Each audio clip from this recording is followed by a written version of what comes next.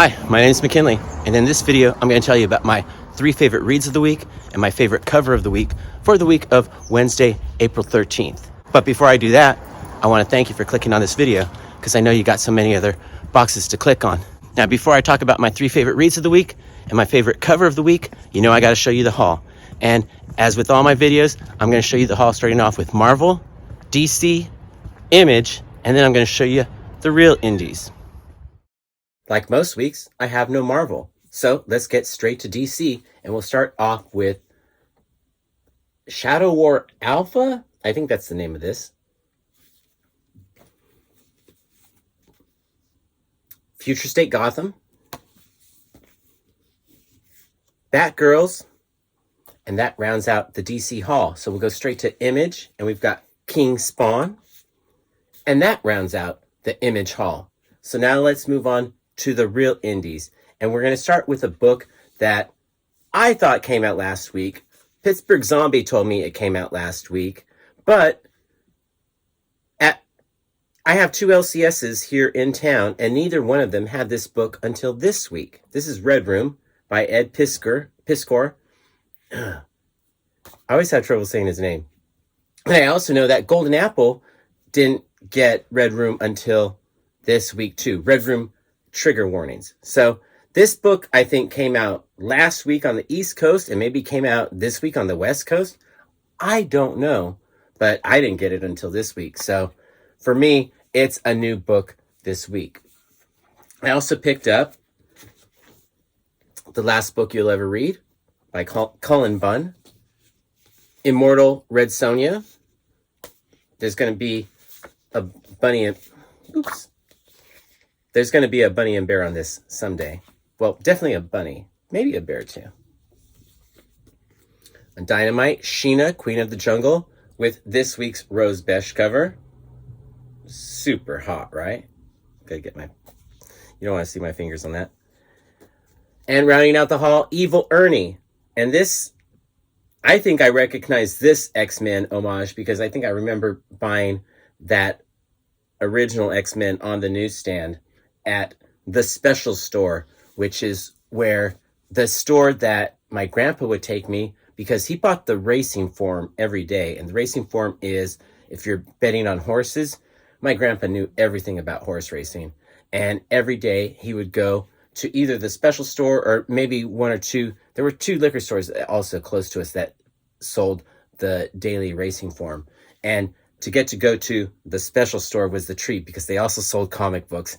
And he is the one that got me into comic books because I would tag along with him to buy the daily racing form, and he'd buy me a comic book or 2 or 3. Let's move on to my 3 favorite reads of the week. But before we do that, we're going to talk about my favorite cover of the week. What's funny is I'm looking at this cover and it says it's after Liefeld, but it reminded me of the one where Cyclops is walking away with the bags and he leaves the X-Men and the cover's all pink. You know which one I'm talking about, right? Maybe I don't know what I'm talking about. In any case, I did like this cover for Evil Ernie, but not my cover of the week. This cover for King Spawn by Bjorn Barons is super nice, sick as heck, but not my cover. You know what my cover of the week is. For Sheena, Queen of the Jungle, Rose Besch. I love everything Rose Besch, and this cover was just super cute, super sexy. My cover of the week, without a doubt. I did like that Bjorn Barons cover for King Spawn, but I gotta go with my girl Rose Besch. Now let's talk about my 3 favorite reads of the week. Coming in at number 3 for me is Evil Ernie. I've enjoyed this book from the beginning. Just a fun little horror comic, I guess. I don't know how you want to say it. One thing I really liked about it is that that's the final issue. It stops at 5.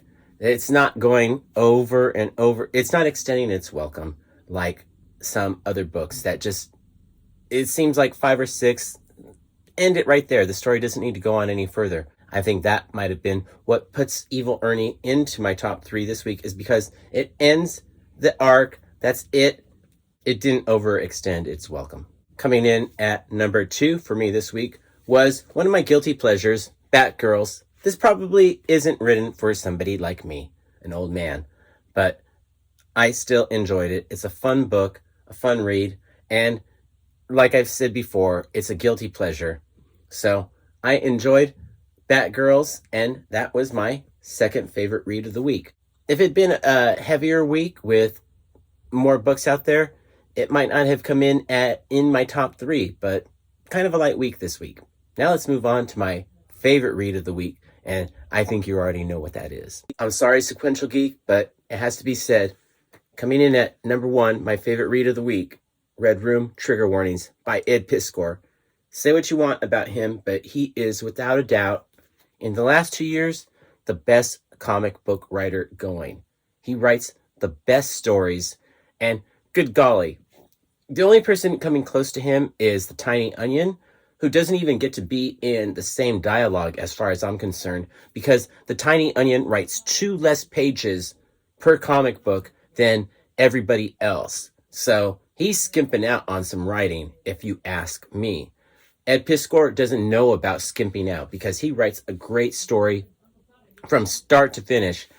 This man knows how to write a story, and then he complements it with great artwork that isn't just some lines on a page like some other comic book writer / artist might do. He's going full tilt and giving you more ink on a page than any other comic book writer or drawer out there, artist out there does. He's giving it to you on both ends. He's got great text, great story, and then he's got great art that needs to be appreciated. You look at each panel, there's something that if you cursory glance, you're going to totally miss. It's deep. This is one of those books,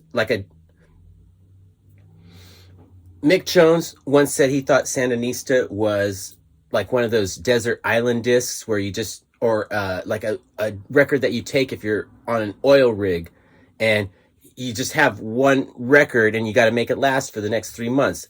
And it's just so layered. That's what the Sandinista record meant to him, because it was a triple album and super, super deep.